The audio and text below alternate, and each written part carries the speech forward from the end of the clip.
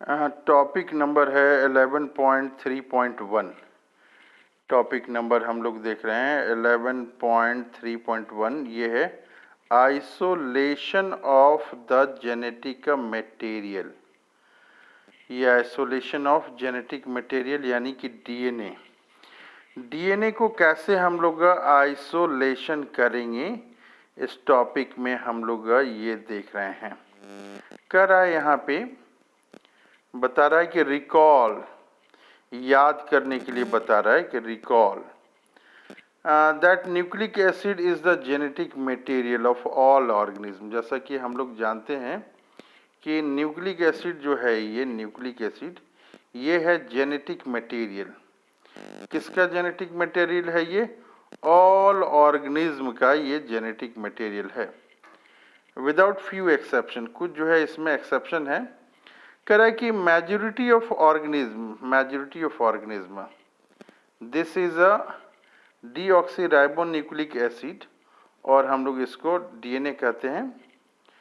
कह रहा है कि in order to cut the DNA with restriction enzymes, DNA को हम लोग को अगर कट करना है, कट द डीएनए, किसको कट करना है? डीएनए को अगर कट करना है तो किसके थ्रू करते हैं हम लोग?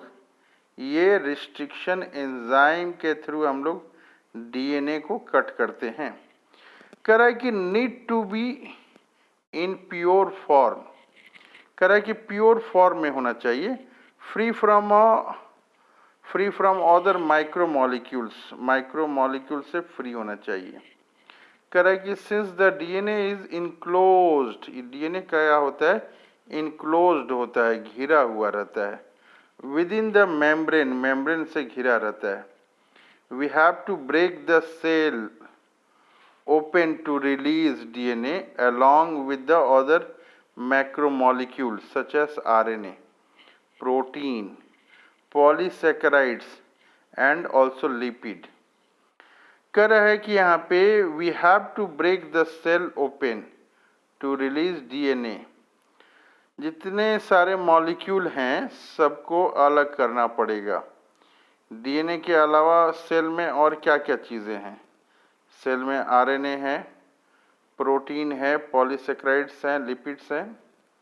कह रहा है कि this can be achieved by treating bacterial cell, plant cell और animal tissue with the enzymes. बहुत सारे एंजाइम्स के साथ ट्रीटमेंट करना पड़ता है। बैक्टीरियल सेल के लिए क्या एंजाइम चाहिए? लाइसोजाइम चाहिए। प्लांट सेल के लिए क्या एंजाइम चाहिए? सेलुलेज चाहिए। और फंगस के लिए क्या एंजाइम चाहिए? काइटिनेज चाहिए।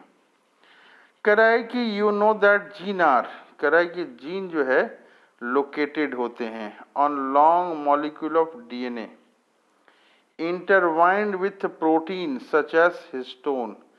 कह रहा है कि जो जीन है, जीन जो है कहाँ पे ये लोकेटेड है? जीन आर लोकेटेड कहाँ पे है? Long molecule of DNA, DNA का जो मॉलिक्यूल है वहाँ पे है। उसके साथ में और क्या है? प्रोटीन है। कौन सा प्रोटीन है? तो ये हिस्टोन प्रोटीन है। कह रहा है कि आरएनए कैन बी रिमूव्ड। कह रहा है कि आरएनए कैन बी रिमूव्ड। कैसे हम लोग करेंगे आरएनए के रिमूव्ड?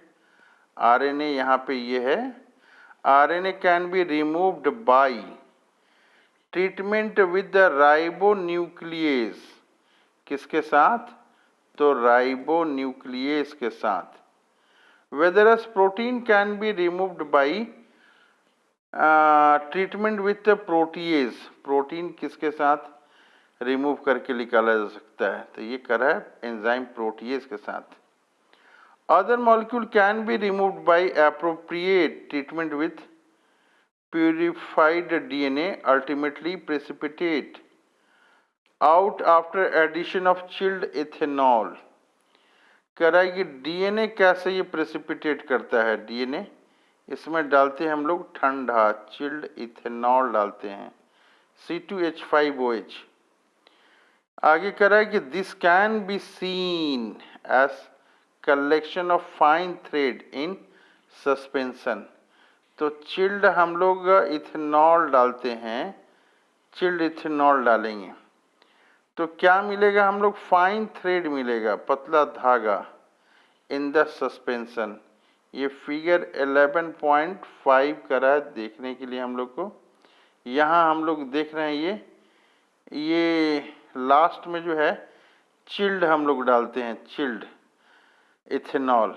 तो यहाँ पे कह रहा है DNA that separate out can be removed bye spooling. ये जो है ना DNA यहाँ पे फाइन थ्रेड के रूप में ये दिख रहा है, इसको ऐसे करके हम लोग निकाल सकते हैं। तो ये हम लोगों ने देखा कि आइसोलेशन ऑफ जेनेटिक मटेरियल कैसे होता है, इसके बारे में हम लोगों ने ये देखा कि आइसोलेशन। तो लास्ट में हम लोग क्या करते हैं, चिल्ड डालते हैं। क्या चिल्ड डालते हैं, इथेनॉल डालते हैं, ये इथेनॉल। तो DNA कैसा दिखाई देता है, ये कैसे निकालते हैं हम लोग, कह कि कलेक्शन ऑफ ये फाइन थ्रेड्स होते हैं इन द सस्पेंशन। अभी हम लोगों ने देखा फिगर 11.5। तो इस तरह से हम लोगों ने ये देखा। नेक्स्ट टॉपिक हम लोग पढ़ेंगे cutting of DNA at specific location.